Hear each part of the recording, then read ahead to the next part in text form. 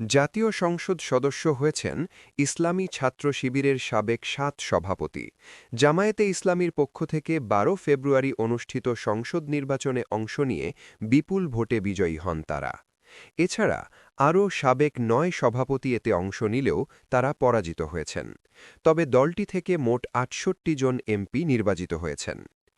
MP হওয়া সাবেক শিবির সভাপতিদের মধ্যে রয়েছেন জামায়াতে ইসলামীর নায়েবে আমির ডাক্তার আবদুল্লাহ মোহাম্মদ তাহের, কুমিল্লা ১১, দলটির কেন্দ্রীয় নির্বাহী পরিষদ সদস্য সাইফুল আলম খান মিলন, ঢাকা ১২, সহকারী সেক্রেটারি জেনারেল মাওলানা রফিকুল ইসলাম খান, সিরাজগঞ্জ ৪, কেন্দ্রীয় নির্বাহী পরিষদ সদস্য ও ঢাকা মহানগর দক্ষিণের আমির নুরুল ইসলাম বুলবুল, চাঁপাইনবাবগঞ্জ ৩, কেন্দ্রীয় কর্মপরিষদ সদস্য ও ঢাকা মহানগর দক্ষিণের সেক্রেটারি ড শফিকুল ইসলাম মাসুদ, পটুয়াখালী ২।